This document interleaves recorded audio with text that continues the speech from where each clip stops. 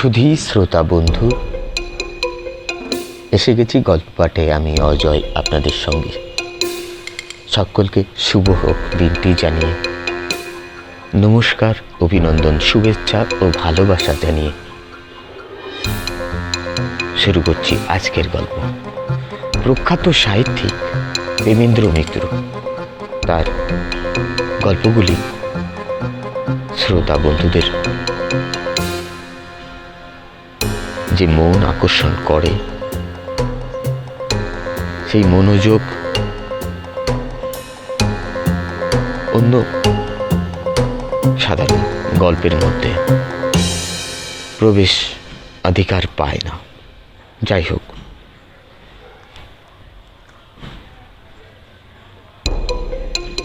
গল্পটি কেমন লাগলো জানাতে আপনার মূল্যবান কমেন্ট, লাইক, বন্ধুদের সাথে শেয়ার এবং চ্যানেলটিকে সাবস্ক্রিপশন করতে এবং এই চ্যানেলের গল্পগুলির নোটিফিকেশান পেতে দয়া করে আপনার চ্যানেলের নোটিফিকেশান বেল আইকনটিতে অল করা আছে কিনা দেখে নিতে ভুলবেন না। শুরু করছি আজকের গল্প। প্রখ্যাত সাহিত্যিক দেবেন্দ্র মিত্রের লেখা পরাশর বর্মা ও ধাঁধানো ছবি।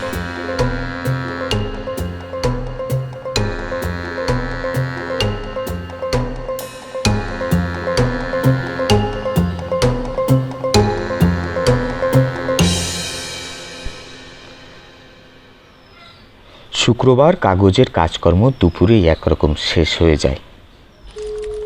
এরপর যা দায় তা ছাপাখানার আর দপ্তরির। শেষ ফর্মাটাই, মানে কাগজের প্রথম ফর্মায় প্রিন্ট অর্ডার দিয়ে ঘড়ির দিকে চেয়ে দেখলাম, না, 2:30 এখনো বাজেনি।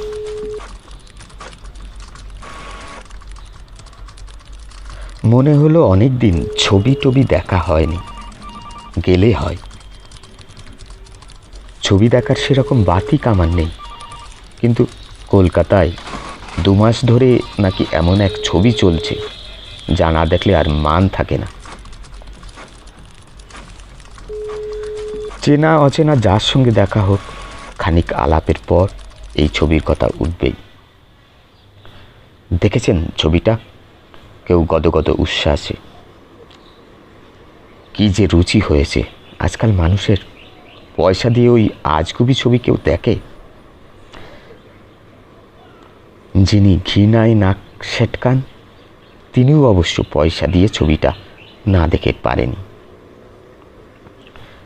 অর্থাৎ ভালো লাগুক বা না লাগুক, এ ছবি না দেখলে সভ্য সমাজে নাম কাটা যাওয়ার ভয়।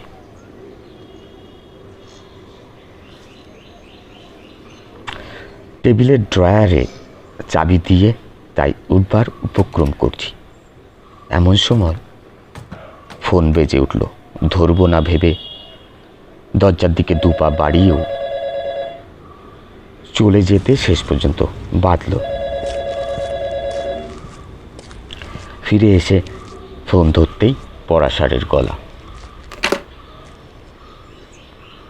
হ্যালো কৃতিবাস, আছো তাহলে? এক্ষুনি যাচ্ছি, একটা বিশেষ দরকার।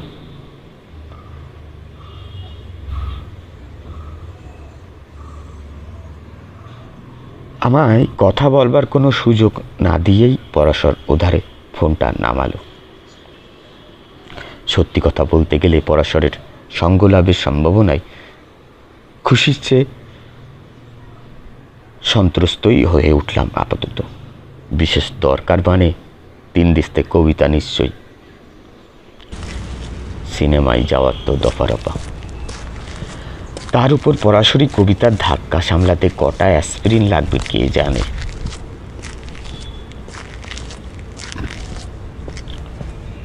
বেশিক্ষণ অবশ্য অপেক্ষা করতে হলো না।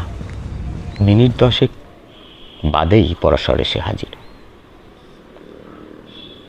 কিন্তু কি আশ্চর্য, দেখলাম তার হাতে কবিতার খাতা নয়, একটা খবরের কাগজ। আজকাল সে খবরের কাগজেই কবিতা ছাপাচ্ছে নাকি? না, তাও নয়। লাল পেন্সিলে দাগ দেওয়া কাগজের একটা বিজ্ঞাপন আমায় দেখিয়ে সে একটা জরুরি ব্যাপার আলোচনা করতে চায়। কবিতার বদলে খবরের কাগজের বিজ্ঞাপন শুনে তখন আমার মেজাজ খোশ হয়ে সাহস বেড়েছে। খবরের কাগজটা মুড়ে পকেটে রেখে বললাম, তোমার সব কথা শুনতে আমি প্রস্তুত, কিন্তু তার আগে তোমায় সিনেমায় একটা ছবি দেখতে যেতে হবে আমার সঙ্গে।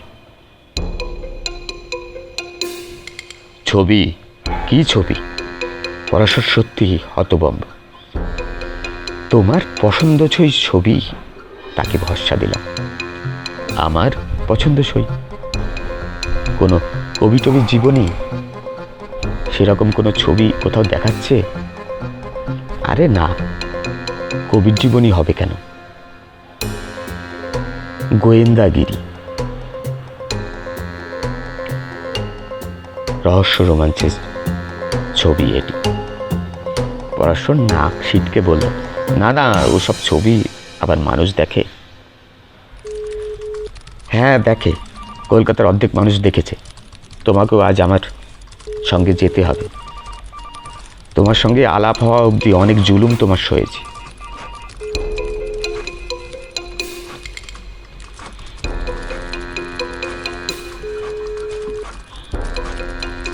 আমার এই অনুরোধ তোমায় রাখতেই হবে।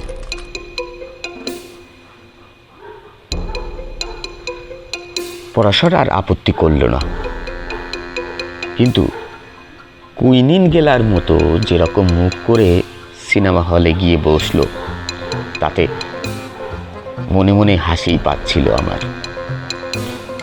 কয়েকটা ছোটোখাটো সংবাদ চিত্র ইত্যাদির পর একটু বিরতি, তারপর আসল ছবি আরম্ভ। ছবি 3 রিল কি বড়জোর 4 রিল চলবার পর হঠাৎ পাশে চেয়ে দেখি সিটে যতখানি সম্ভব হেলান দিয়ে পরাশর পরমানন্দে ঘুমাচ্ছে। সত্যি একটু রাগই হলো। হতে পারে পরাশর মস্ত গোয়েন্দা, তা বলে এরকম একটা 1 নম্বরের ছবিতেও তার মন বসে না। আমি তো তখন সত্যি মশগুল হয়ে ছবির গোলক ধাঁধায় নাজেহাল হচ্ছি। অত বড় গোয়েন্দায় যখন, তখন এই ছবির আসল শয়তানকে ধরবার চেষ্টা করুক না কেন, কুনুয়ের একটা খোঁচা দিয়ে জাগিয়ে তাকে সেই কথাই চাপা গলায় বললাম,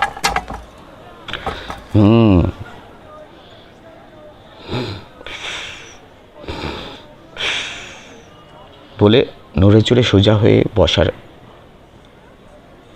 ছবিটার মনোযোগ দেওয়ার চেষ্টা করলেও কিন্তু সে আর কতক্ষণ, খানিক বাদেই আবার যথাপূর্বং। এবার ঠেলা দিতে ধর্মড়ি উঠে বলল, ছবি শেষ হয়ে গেছে নাকি? ছবি এরই মধ্যে শেষ হবে কি হে? সবে তো অর্ধেক, এখনো অর্ধেক। হতাশভাবে সে আবার সিটে এলিয়ে পড়ে একটা কাগজে কি যেন লিখে আমার হাতে গুজি দিয়ে বললে, এটা রাখো, আর শেষ হলে আমায় জাগিও। তাই জাগাবো, বিরক্তভাবে বলে তার দেওয়া কাগজটা তাচ্ছিল্য ভরে পকেটে রেখে দিলাম। ছবিটা সত্যি তখন দারুণ জমে উঠেছে। 3 জনের ওপরেই সমান সন্দেহ। মেয়েটি, তার বর্তমান প্রেমিক আর তার মৃত স্বামীর। কাগজপত্র সমেত ব্রিফকেস সমুদ্র তীরে যে কুড়িয়ে পেয়েছিল সেই লোকটি। মেয়েটির নাম মার্থা, বড় সম্ভ্রান্ত ধনী ঘরের মেয়ে। নিজের সমাজ ছেড়ে ভালোবাসে একটা বাউন্ডালি অভিনেতাকে বিয়ে করেছিল। চেষ্টা করেও স্বামীর স্বভাব শোধরাতে পারেনি, বিয়েও সুখের হয়নি। স্বামীর জুয়া আর বদ খেয়ালের টাকা জোগাতে জোগাতে হয়রান হয়ে একদিন খেপে যায়, আর এক কর্দবকেও স্বামীকে দেবে না বলে জানিয়ে বিবাহ বিচ্ছেদ করবার প্রতিজ্ঞা করে। স্বামীর তখন মত্তা অবস্থা। সে মার্থাকে মারধর করবার চেষ্টা করে। মার্থাকে ছেলেবেলা থেকে ভালোবাসলেও যে বিয়ে করতে পারেনি, তার নাম ইউজিন। ইউজিন ছেলেটি সেখানে কি কারণে হঠাৎ এসে পড়েছিল। সে মার্থাকে স্বামীর হাত থেকে বাঁচায়। মার্থার স্বামীকে উত্তম মাধ্যম কিছু দিয়ে বাড়ি থেকে বারও করে দেয়। কিন্তু তারপর থেকেই মার্থার স্বামী একেবারে নিরুদ্দেশ। প্রায় মাসখানেক বাদে দূরের এক সমুদ্র তীরে তার একটা ব্যাগ একজন কুড়িয়ে পায়। ব্যাগটি পুলিশের হাতে যথারীতি দেওয়া হয় এবং পুলিশ সেই ব্যাগে মার্থার স্বামীর হাতের লেখা সমুদ্রে ডুবে আত্মহত্যার সংকল্পের চিঠি পায়। ব্যাপারটা সেইখানেই চুকে যেত, কিন্তু কিছুদিন বাদেই মার্থার স্বামীর আত্মহত্যা সরকারিভাবে স্বীকার করবার খুঁটিনাটি সারতে গিয়ে পুলিশ ধরতে পারে যে মার্থার স্বামীর আত্মহত্যার চিঠিটি জাল। মার্থার স্বামীর হাতের লেখা সুকৌশলে কেউ নকল করবার চেষ্টা করেছে। আত্মহত্যা না করে থাকলে মার্থার স্বামী কি হয়েছে তাহলে? সন্ধান করতে জানা যায় ইউজিনকে কিছুকাল আগেও ওই সমুদ্র তীরের একটা হোটেলে দেখা গেছিল। মার্থাও কয়েকদিন বাদে সেই হোটেলে এসে উঠে দিন 2-3 থেকে আবার চলে যায়। মার্থা ও ইউজিন অবশ্য পুলিশের প্রশ্নের উত্তরে জানায় যে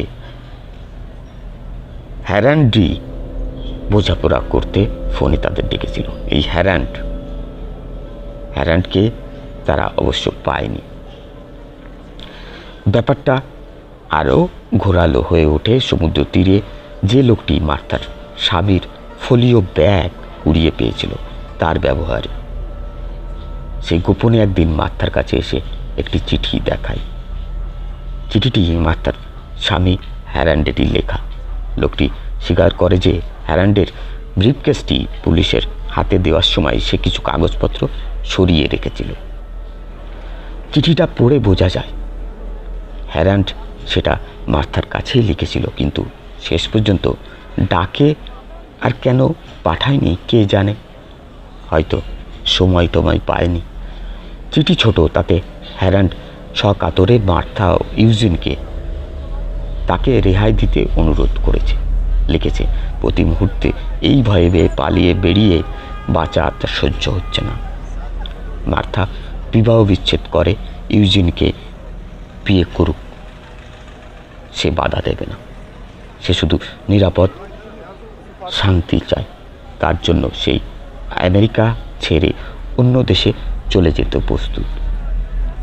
মার্থাকে চিঠি পড়ে স্তম্ভিত মনে হয়। সে প্রথমে রেগে বলে, এ চিঠিও জাল। লোকটি সায় দিয়ে বলে, তা হওয়া সম্ভব, কিন্তু পুলিশের হাতেই দেওয়া উচিত হলেও সে মার্থাকে একবার এটা দেখাতে এসেছিল। মার্থা এবার সোজাসুজি চিঠিটা লোকটির কাছ থেকে কিনে নিতে চায়। লোকটি প্রথমে রাজি হয় না, কিন্তু শেষে প্রচুর টাকার বিনিময়ে চিঠিটা মার্থাকে দেয়। মার্থা গোপনে চিঠিটি একজন বড় হস্তাক্ষর বিশারদকে দিয়ে পরীক্ষা করায়। তাতে জানা যায় চিঠিটা জাল নয়। পুলিশ এদিকে হ্যারান্ডের ব্যাগের জিনিসপত্র নতুন করে পরীক্ষা করতে গিয়ে ফেনোরিল নামে একটি ওষুধের শিশির ভেতর কয়েকটি বিষাক্ত বড়ি পেয়েছে। ওষুধটা সেই জাতের যাতে স্নায়ু, তবে গোপনে অনেকে কিন্তু সেটা নেশা হিসেবে ব্যবহার করে। হ্যারান্ডও করত, কিন্তু শিশির ভেতর এই নকল করা চেহারার বিষাক্ত বড়ি গেল কি করে? পুলিশ খোঁজ নিয়ে জেনেছে তারপর যে ইউজিন শহরের এক মস্ত বড় ডিসপেন্সারির মালিক। মার্থার বাড়ি থেকে বিতাড়িত হওয়ার পরে হিউজিনের দোকান থেকেই এক রাত্রে হ্যারান্ড ওষুধ কেনে বলে প্রমাণ পাওয়া গেছে। বিষাক্ত ও বদনেশার জিনিস বলে ডাক্তারের সার্টিফিকেট দিয়ে নাম ঠিকানা লিখে ওষুধ নিতে হয়। ডিসপেন্সারির খাতায় হ্যারান্ডের ওষুধ কেনা তাই ধরা পড়েছে। সেই সঙ্গে এই কথাও জানা গেছে যে নিজে হাতে ওষুধ না বেচলেও হিউজিন সে রাত্রে ওই সময়ে দোকানে দৈনিক বিক্রির শেষ হিসেব নেওয়ার জন্য ভিতরে ছিল। হ্যারান্ডের ফোলিও ব্যাগ যে পেয়েছিল তাকেও সন্দেহক্রমে পুলিশ এবার গ্রেপ্তার করেছে। মার্থার কাছে হ্যারান্ডের আগের চিঠি বেচবার পরই সে আবার একদিন হ্যারান্ডের লেখা একটি রোজ নামচার বই নিয়ে আসে। তার ভেতরে হ্যারান্ডের হাতের লেখায় যা পাওয়া যায় তা সাংঘাতিক। সেখানে স্পষ্টই লেখা আছে যে দিনের পর দিন সে প্রাণের ভয়ে লুকিয়ে কাটাচ্ছে। মার্থা ও হিউজিন তার পেছনে খুনে গুন্ডা লেলিয়ে দিয়েছে, সে বুঝতে পেরেছে। কিন্তু পুলিশকে জানাতেও তার সাহস হচ্ছে না। তার মতো হতভাগা জুয়ারি মাতালের কথা কে বিশ্বাস করবে? মার্থা প্রচুর টাকা দিয়ে সে ডায়েরি কিনে নেওয়ার পরই লোকটি গ্রেপ্তার হয়েছে। পুলিশ জানতে পেরেছে যে হ্যারান্ডকে শেষ দেখা যায় সমুদ্র তীরের বন্দর থেকে একটি ছোট্ট মোটর লঞ্চ ভাড়া করে এক রাত্রে সমুদ্রে বেড়াতে যেতে। তারই সঙ্গে ওই লোকটিও ছিল বলে একজন অন্তত এজাহার দিয়েছে। পুলিশ আরও খুঁজে বার করেছে যে ওই লোকটি এককালে হিউজিনের অধীনেই কাজ করত। হিউজিন অবশ্য এই বলে সাপাই গিয়েছে যে লোকটির সঙ্গে তার কোনো সম্পর্ক নেই। বহুকাল আগে চুরির অভিযোগে সে তাকে বরখাস্ত করেছিল মাত্র। হ্যারান্ডকে তাহলে সত্যি পৃথিবী থেকে সরিয়েছে কে? হিউজিন একা, না মার্থার সঙ্গে ষড়যন্ত্র করে? সেই ষড়যন্ত্রে ওই লোকটিও কি ছিল, না হিউজিন বা সেই লোকটি একাই এ কাজ করেছে?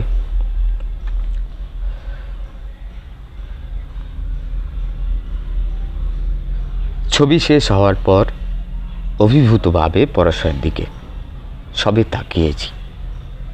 আলো তখন জ্বলে উঠেছে। সঙ্গে সঙ্গে দেখি পরশর সোজা হয়ে বসেছে। বললাম, কি যে তুমি হারালে তা জানো না। এই গল্পের শেষ তুমি কল্পনাও করতে পারবে না। তাই নাকি? পরশরের সত্যি একটু আফসোস হয়েছে বলেই মনে হলো।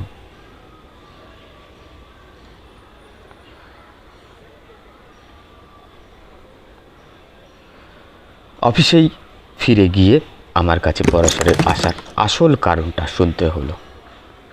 এমন কিছু জরুরি ব্যাপার আমার অবশ্য মনে হলো না।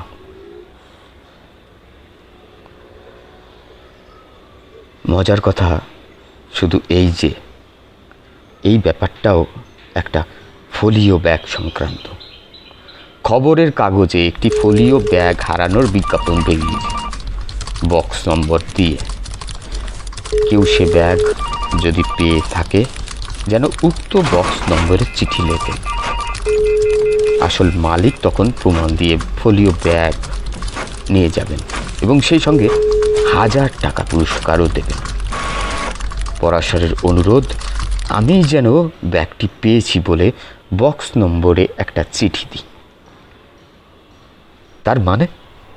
হতভম্ব হয়ে বললাম, যে ব্যাগ চোখেও দেখি তাই পেয়েছি বলে চিঠি লিখব? আহা, দিয়েই দেখো না, পরাশর অম্লান বদনে জানালো। কে ব্যাগটা চাইতে আসে দেখাই যাক না।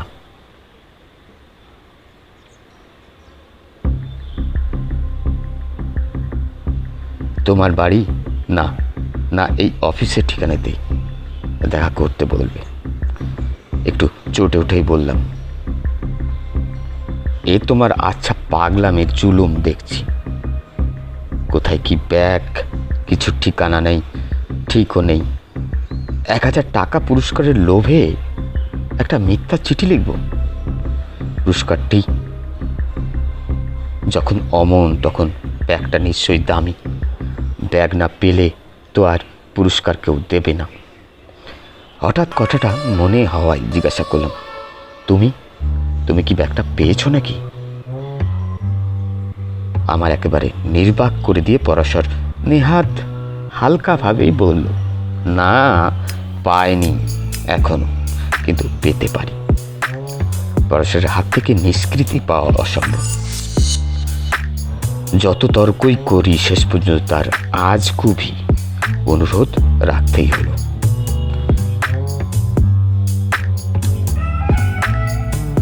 চিঠি দেওয়ার 2 দিন বাদে দুপুরবেলা একটা ফোন পেলাম। ব্যাগ হারানোর বিজ্ঞাপন যিনি দিয়েছেন, কখন দেখা করতে এলে আমার সুবিধা হয় তিনি জানতে চাইছেন। পরাশর যেরকম পরামর্শ দিয়েছিল সেই অনুসারে অফিস বন্ধ হওয়ার পর রাত 8টায় তাকে দেখা করতে বললাম। পরাশরকেও আগের ব্যবস্থা মতো জানিয়ে দিলাম। কি যে অস্বস্তিতে 8টা পর্যন্ত তারপর কাটল তা বোঝানো অসম্ভব। পরাশর 7:30 নাগাদ এলো অফিসে। আমার মেজাজ তখন প্রায় সত্যমে উঠেছে।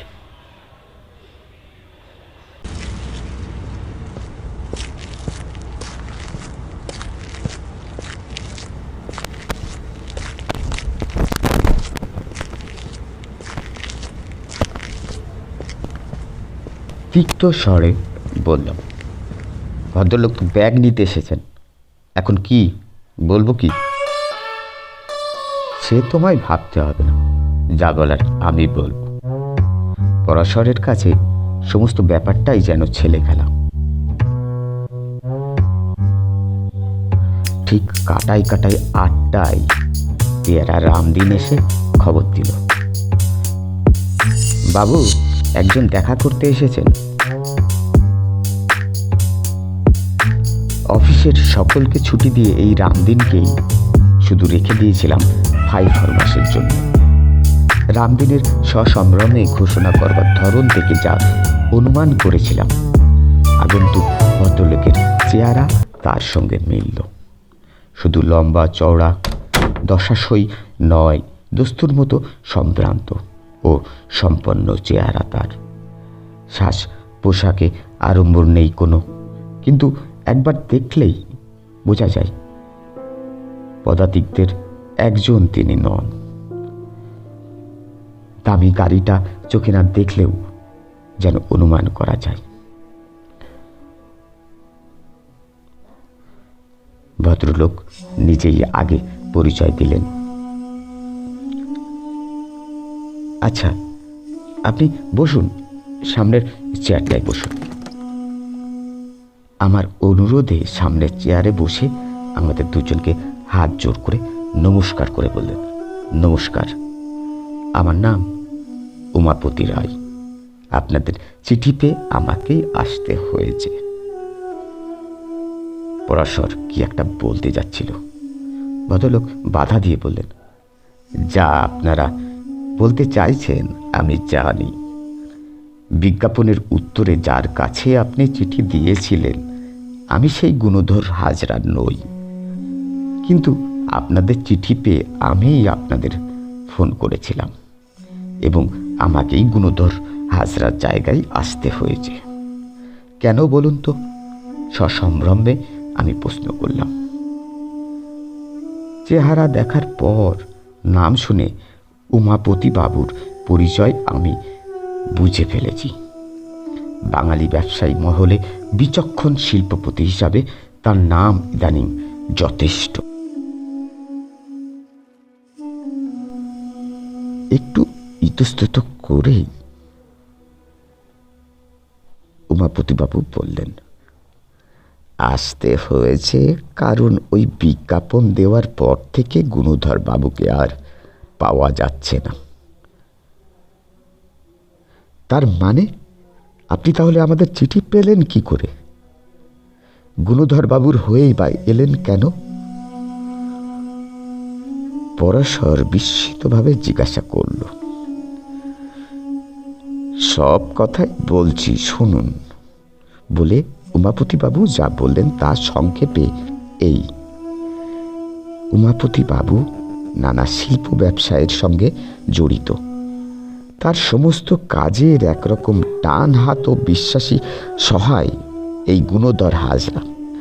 হাজরা তার স্কুলের সহপাঠী ছিল। তারপর তার ব্যবসার একজন কর্মচারী হিসেবে ঢুকে নিজের ক্ষমতায় এত উঁচু দায়িত্বের পদে উঠেছে। অধিকাংশ জায়গায় সেই উমাপতিবাবুর প্রতিনিধি হয়ে যায়। দিন দশেক আগে এমনই একটি অত্যন্ত জরুরি কাজে বেরিয়ে কাজ না সেরে হাজরা শুকনো ছায়ের মতো মুখ নিয়ে ফিরে আসে। যে ফোলিও ব্যাগে অত্যন্ত মূল্যবান দলিল ও কাগজপত্র নিয়ে হাজরা এই কাজে বেরিয়েছিল তা সে কোথায় হারিয়ে ফেলেছে কিছুই মনে করতে পারছে না। এই মনে করতে না পারা উমাপতিবাবুর সবচেয়ে আশ্চর্য লেগেছে। হাজরার কিছুদিন যাবৎ শরীরটা একটু খারাপ যাচ্ছিল।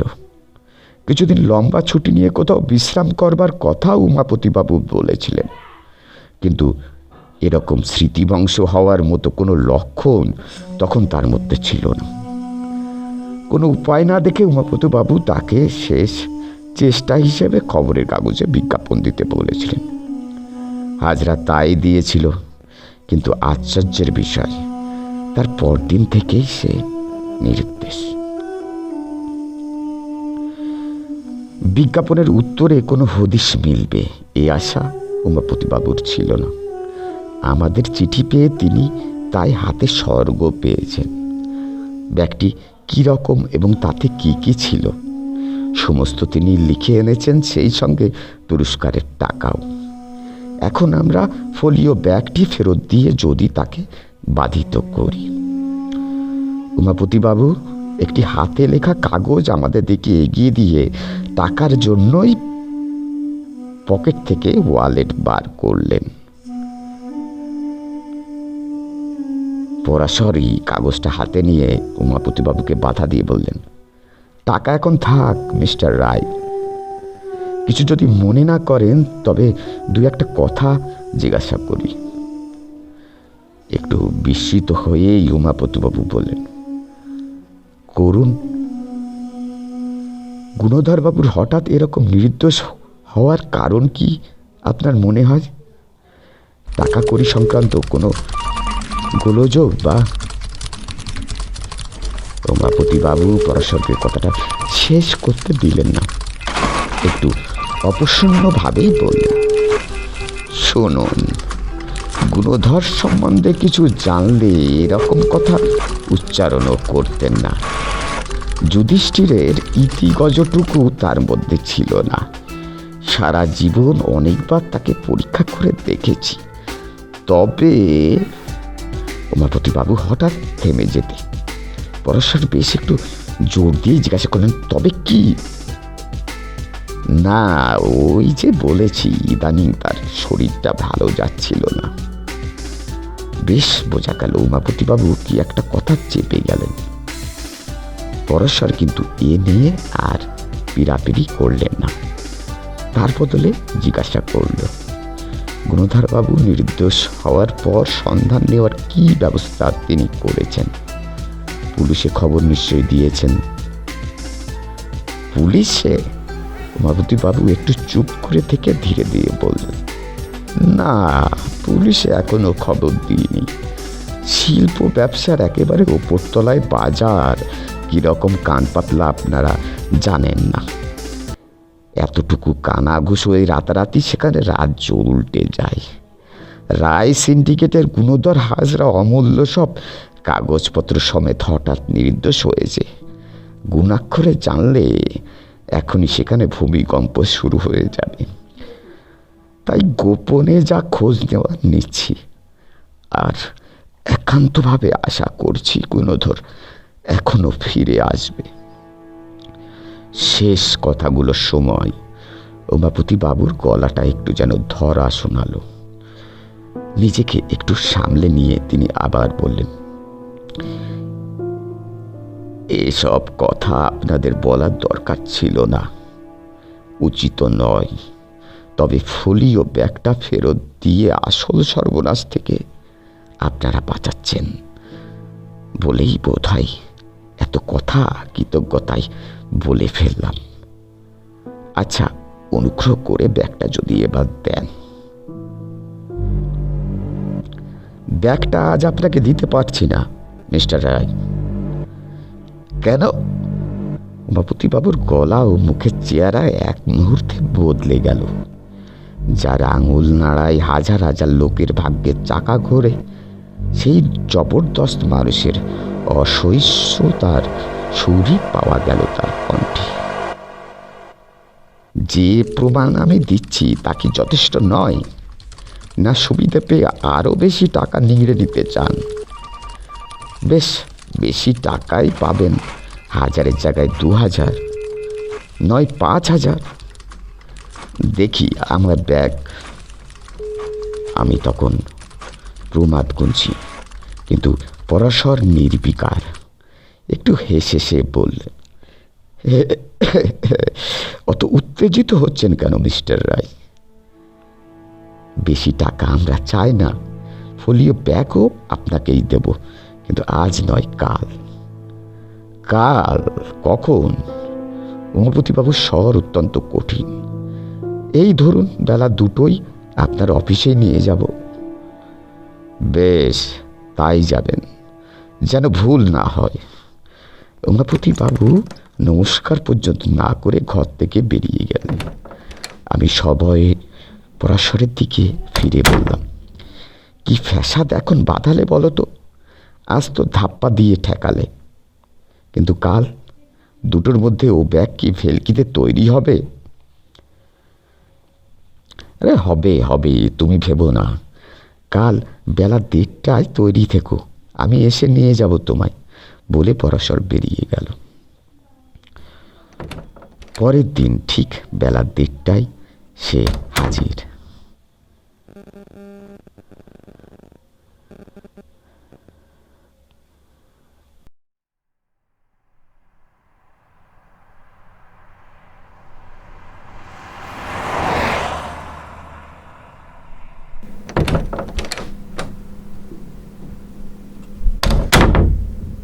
এ তার সত্যি দামি চামড়ার একটা ফোলিও ব্যাগ। প্রথমে অবাক হলেও পরে ব্যাপারটা আন্দাজ করে বললাম, ও ব্যাগ তাহলে তুমি আগেই পেয়েছিলে? না, বলে পরাশর হাসল।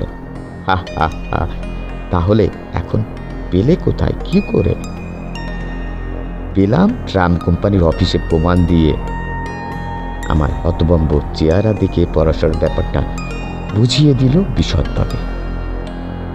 টাকা কড়ি যখন নেই তখন ব্যাগটা নেহাত চোর ছেঁচড়ের হাতে না পড়লে মারা যাবে না, আমি বুঝেছিলাম। স্টেট ট্রান্সপোর্ট বা সিন্ডিকেট, ট্রাম কোম্পানির অফিস আর থানা, সব জায়গাতেই ও বিজ্ঞাপন পড়বার পর আমি খোঁজ নিই। তার মধ্যে ট্রাম কোম্পানির অফিসেই ওরকম একটা ব্যাগের সন্ধান মেলে, কিন্তু তখনও প্রমাণ হাতে নেই। কাল মিস্টার রায়ের কাছে প্রমাণের যে কাগজ পেয়েছি তারই জোরে আজ ওই ব্যাগ ছাড়িয়ে নিয়ে এলাম। ওই ব্যাগ হারাবার একটা সামান্য বিজ্ঞাপন পড়ে এত কাণ্ড তুমি করেছ? বাহ, 1000 টাকা পুরস্কার নিতে হবে না, বলে আমায় একরকম টানতে টানতে পরাশর অফিস থেকে বাইরে নিয়ে গেল।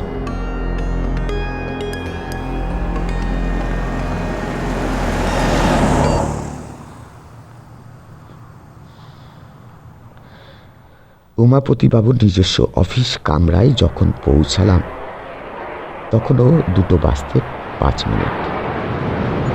তার খাস কামরায় ঢুকবার সময় উমাপতিবাবুর মুখে যে ভ্রু কুটিটুকু ছিল, পরশের হাতের ব্যাগটা দেখে তা কোথায় উবে গিয়ে প্রায় আকর্ণ বিস্তৃত হাসি দেখা গেল। অভ্যর্থনার ঘটা তখন দেখে কি, আসুন আসুন, বসুন, কি আনবো বলুন? চা, কফি, কোল্ড ড্রিঙ্কস? কিচ্ছু না, আগে ব্যাগটা পরীক্ষা করে দেখুন সব ঠিক আছে কিনা। পরাশর ব্যাগটা টেবিলের উপর রাখল। এ অনুরোধ আর দুবার করতে হলো না। ব্যাগটা খুলে কাগজপত্রগুলো তাড়াতাড়িতেই বেশ মনোযোগ দিয়ে পরীক্ষা করে উমাপতিবাবু হেসে বললেন, না, সব ঠিকই আছে। এখন কত টাকা চেক লিখব বলুন? তার আগে ব্যাগটা আর একটু ভালো করে দেখলে হতো না? সবই ঠিক আছে বলছেন। একটু অবাক হয়ে আর একবার কাগজগুলো গুনে উমাপতিবাবু বললেন, হ্যাঁ আছে তো দেখছি। পকেট থেকে একটা ছোট্ট প্যাকেট বার করে পরাশর বলল, এই ওষুধটাও ব্যাগে ছিল। তাই নাকি? প্যাকেট হাতে নিয়ে উমাপতিবাবু বললেন, এ তো দেখছি অ্যাভোমিন। হ্যাঁ, প্লেন বা জাহাজে চড়লে যাদের মাথা ঘোরে বা গা গুলোয় তাদের দরকার হয়। জাহাজে তো নিশ্চয়ই নয়। গুণধরবাবু প্লেনে সম্প্রতি কোথাও গেছিলেন? প্লেনে? ও হ্যাঁ, আসামে আমাদের এক চা বাগানে কিছুদিন আগেই গেছিল আমার সঙ্গে দেখা করতে। আমি তখন সেখানে ছিলাম। এই ফোলিও ব্যাগ হারানোর আগেই? বাবু মাথা নাড়লেন। হ্যাঁ, সেখান থেকে ফেরার পরই এ ব্যাপার ঘটে। আমি তার 2 দিন বাদে ফিরে জানতে পারি। কাল যে কথাটা চেপে গেছিলেন সেটা এখন তাহলে বলুন মিস্টার রায়। পরাশরের প্রায় যেন আদেশের সুর। একটু থতমত খেয়েও উমাপতি বাবু বিস্ময়ের ভান করলেন। কি কথা আমি চেপে গিয়েছি? এই যে তবে বলে শুরু করে বলতে গিয়েও গুণধর বাবুর সম্বন্ধে যে কথাটা বলেননি। পরাশরের স্থির দৃষ্টির সামনে বেশ একটু অস্বস্তি বোধ করে উমাপতি বাবুর আবার গরম হয়ে উঠলেন মনে হল।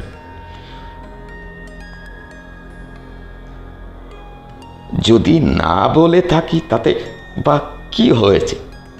ব্যাগ ফেরত দিয়েছেন, পুরস্কার নিয়ে যান।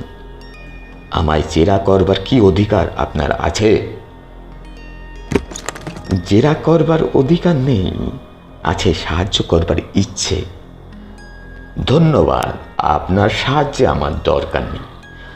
উমাপতিবাবু একটা মোটা খাম পরাশরের দিকে একরকম ছুঁড়ে দিলেন যেন। বুঝলাম তাতেই পুরস্কারের টাকা। সেটাকে আগ্রাহ্য করে পরাশর গম্ভীরভাবে বললেন, সাহায্য না চান, সত্যি কথাটা শুনে রাখুন। তাড়াতাড়িতে পরীক্ষা করে আপনি বুঝতে পারেননি ওই ব্যাগের বেশিরভাগ কাগজপত্র ও সিকিউরিটি জাল। ঘরে সত্যি যেন বজ্রপাত হলো। নির্বোধের মতো খানিক চেয়ে থেকে উমাপতিবাবু অস্পষ্ট স্বরে বললেন, জাল। তারপর একটানে কাগজপত্রগুলো ব্যাগ থেকে বার করে তিনি সেগুলোর উপর ঝুঁকে পড়লেন।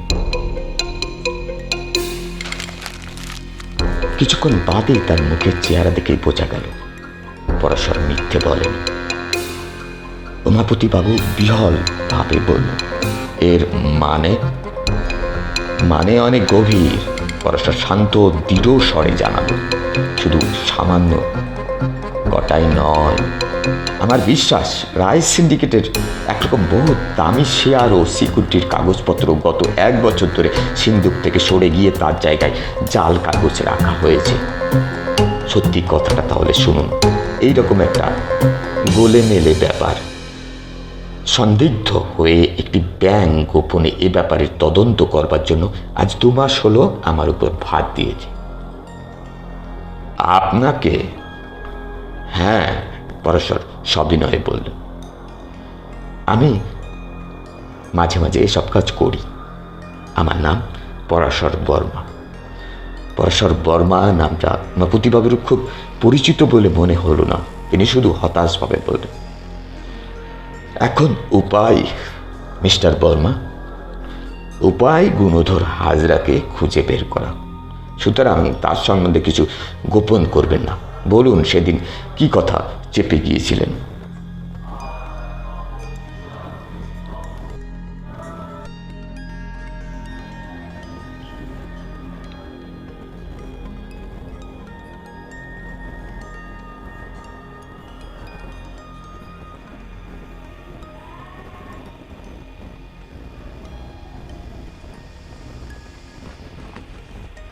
সে এমন কিছু নয় মিস্টার বর্মা। এই ব্যাপারের সঙ্গে তার কোনো যোগ আছে বলেও মনে করি না। আমি আবার বলছি,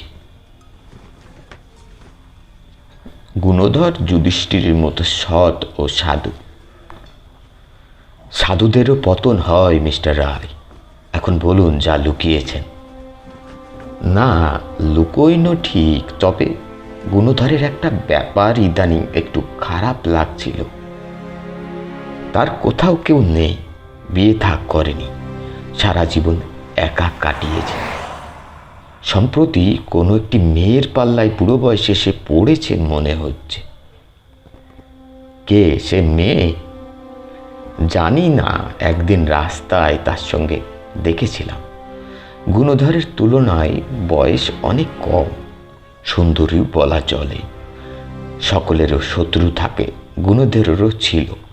কেউ কেউ আমাকে ইঙ্গিত করতে চেষ্টা করেছে, আমি কান দিইনি। গুণধরকেও কখনো কিছু জিজ্ঞাসা করিনি।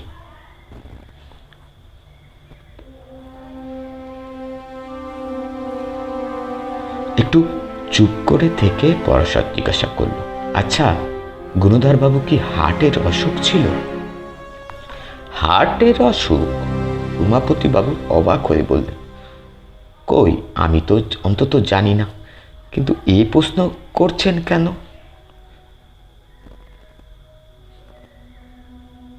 তা এখন নাই জানলেন, হার্টের অসুখ তাহলে ছিল না বলছেন? না, উমাপতিবাবু একটু ভেবে বললেন, তাই বা কি করে বলি, কিছুদিন তার শরীরটা খারাপ যাচ্ছিল। আগে বলেছি, কিন্তু সেটা সাধারণ লিভারের দোষই ভেবেছিলাম। দাঁড়ান দাঁড়ান দাঁড়ান, একদিন এই ঘরে হঠাৎ বুকটা চেপে সে বসে পড়েছিল, মনে আছে? জিজ্ঞাসা করতে বলেছিল। ও কিছু নয়, গুণধর এমনিতেই খুব কম কথা বলে।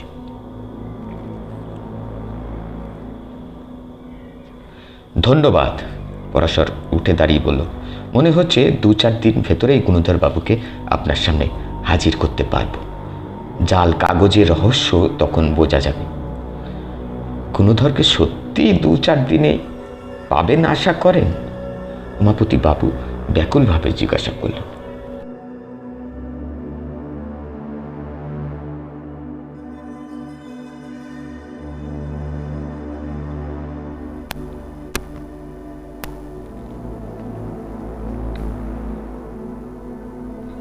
তাই তো করি। রোগাটে লম্বা ময়লা রং, মাথার সামনে টাক পড়তে শুরু করেছে, পোশাক আশাকে একটু ঢিলেঢালা। এই তার বর্ণনা তো? সাই দিয়ে উমাপতিবাবু বললেন, পুরস্কারটা নিয়ে যান তাহলে। না, এখন থাক, এর চেয়ে বড় পুরস্কারই আপনার কাছে নেওয়ার আশা করি বলে পরাশর আমায় নিয়ে বেরিয়ে এলো। তারপর পরাশর বর্মার সব জারিজুরি ভাঙবার দাখিল। 2-4 দিনের জায়গায় 7 দিন কেটে গেল। গুণধরের টিকির খোঁজ মিলল না। এ কদিন আমার হয়রানির অন্ত নেই একেবারে। অফিস থেকে যেটুকু ছাড়া পাই তার খামখেয়ালে শহরের সর্বত্র ওষুধের দোকানে ঘুরতে হয়। কি যে এক অদ্ভুত ওষুধের পরাশর, দোকানে দোকানে নাম করে গিয়ে। ছোটোখাটো দোকান তো জানেই না, খুব কম, বড় দোকানেই সেটা পাওয়া যায়। শেষ পর্যন্ত চৌরঙ্গি ও অন্যান্য অঞ্চলের যে কটি দোকানে ওষুধটা পাওয়া গেল তারাও প্রেসক্রিপশন ছাড়া সে ওষুধ দিতে নারাজ। কিন্তু পরাশরও নাছোড়বান্দা, যেখানে যেমন ম্যানেজার বা মালিকের সঙ্গে তারপর তার দেখা করা চাই। কি যে তর্কতর্কি আর তাদের সঙ্গে করে জানি না, কারণ আমি বেশিরভাগ সময় বিরক্ত হয়ে বাইরেই তখন থাকি। কিন্তু ওষুধটা পেতে তাকে কোথাও দেখলাম না। শেষে একদিন জ্বালাতন হয়ে তাকে বললাম, অত যদি ওষুধটার দরকার, কোনো ডাক্তারকে দিয়ে প্রেসক্রিপশন করিয়ে নিলেই তো পারো। প্রেসক্রিপশন করাবো? পড়াশোনার জন্য আকাশ থেকে পড়ল। হ্যাঁ, তোমার এই পাগলামির ধারে কাছে আমি পারতপক্ষে থাকি না, কিন্তু সেই দিন কোন দোকানে যেন কোনো মেয়েটে প্রেসক্রিপশন এনে এ ওষুধ নিয়েছে কি না জিজ্ঞাসা করেছিলে না? ওই কথাটা কানে গেছিল, তাই বলছি। ঠিকই বলেছ বলে পরাশর আমার পরামর্শটাকে বেমালুম চাপা দিল।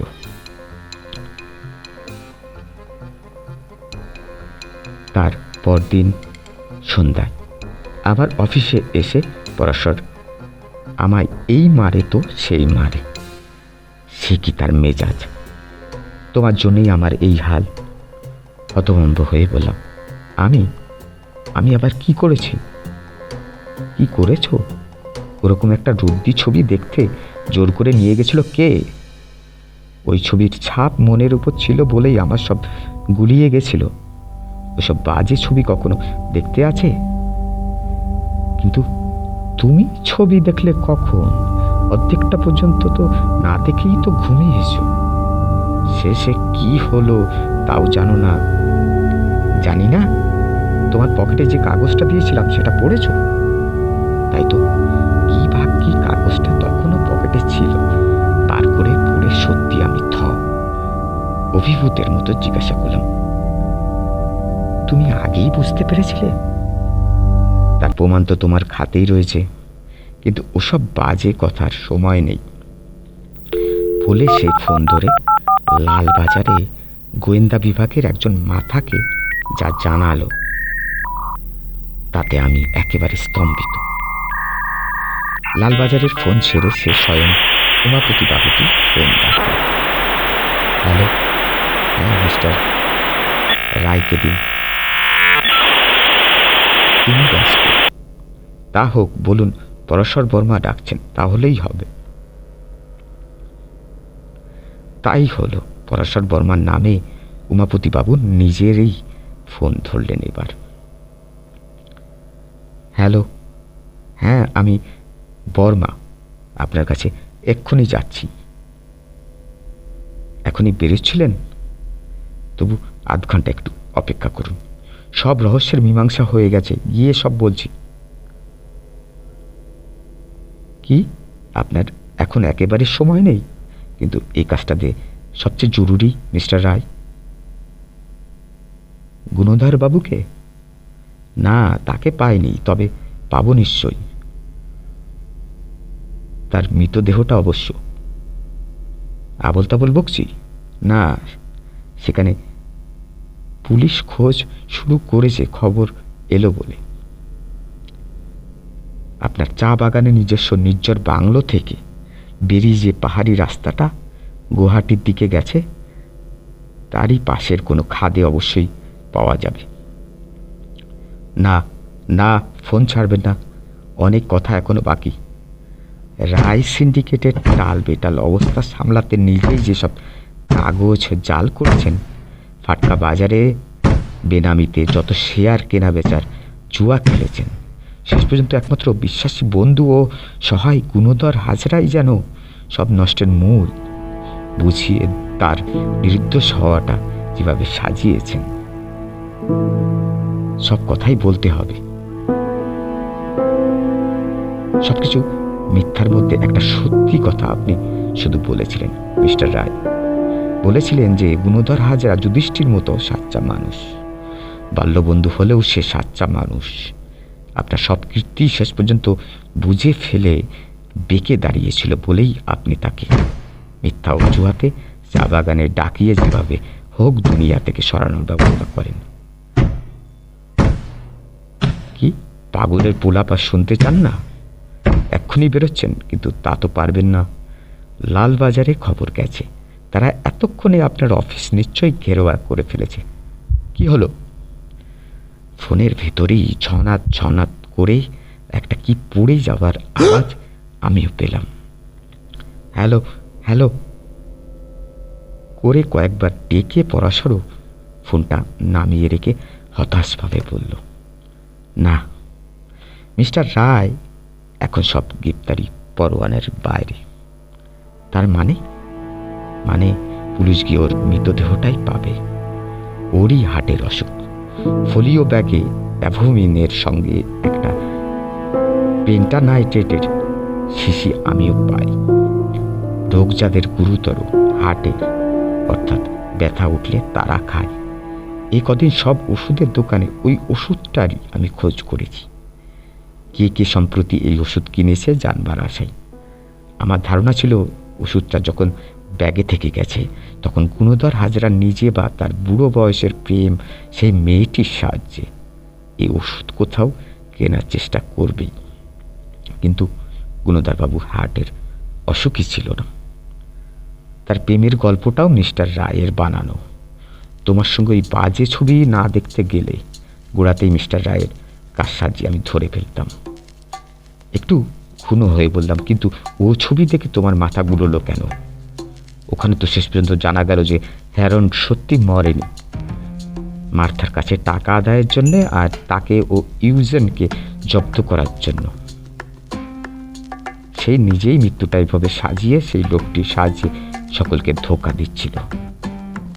হ্যাঁ, ওই ছবিটা মাথায় থাকার দরুনই আমি একরকম চোখ অন্ধ করে ধরে নিয়েছিলাম যে গুণধর হাজরায় রায় সিন্ডিকেটকে ফাঁকি করে ফোলিও ব্যাগটা ফন্দি করে ট্রামে ফেলে দিয়ে গা ঢাকা দিয়ে আছে। ব্যাগটা ইচ্ছে করেই ট্রামে ফেলে যাওয়া হয়েছিল সত্যি, কিন্তু ফেলে গেছিল গুণধর নয়, মিস্টার রায়। আসামের চা বাগান থেকে গুণধরের ওই ব্যাগটি নিয়েই তিনি কলকাতায় আসেন এবং একদিন ট্রামে ফেলে গিয়ে গুণধরের নামে ওই বিজ্ঞাপন দেন। ব্যাগে যে মনের ভুলে অ্যাভোমিন আর পেন্টানাইট্রেটের শিশি দুটো থেকে গেছে তার খেয়ালই হয়নি। কিন্তু ছবিতে হ্যারান্ডে যে আসল শয়তান ওইটুকু দেখে বুঝেছিলে কি করে? বুঝেছিলাম হ্যারান্ডের বা যে গল্প লিখেছে তার অতিবুদ্ধির অহর দেখে। আত্মহত্যার বদলে খুন প্রমাণ করার জন্য ফোলিও ব্যাগে জাল চিঠি যথেষ্ট। তার উপর আবার বিষের বড়ির ব্যাপারটা একটু বাড়াবাড়ি না? বিষে যদি কেউ মরে তো তাহলে সমুদ্র তীরে তার ব্যাগটা শুধু পড়ে থাকবে কেন? আর ব্যাগটা যে লোকটি পায় আর যাকে এক রাত্রে মোটর বোটে হ্যারান্ডের সঙ্গে যেতে দেখা যায়, সে নিজের গরজে বা কারুর টাকা খেয়ে যদি হ্যারান্ডকে সমুদ্রে ডুবিয়ে দিয়ে থাকে, তাহলে ব্যাগটা সে সাত করে পুলিশের হাতে নিশ্চয়ই দেবে না। না, ওসব বাজে ছবি আর কখনো দেখবে না। তার চেয়ে বুদ্ধিতে শান দেওয়ার জন্য আধুনিক কবিতা পড়া অনেক ভালো। ধন্যবাদ। শুনছিলেন পরাশর বর্মা ও তার ধাঁধানো ছবি। গল্পটি মাসিক রোমাঞ্চ পুজো সংখ্যা 1959 সালে প্রকাশিত হয়। গল্পটি কেমন লাগলো জানাতে ভুলবেন না। শুভরাত্রি জানিয়ে বিদায় নিচ্ছি গল্প পাঠে আমি অজয় আপনাদের থেকে। God bless.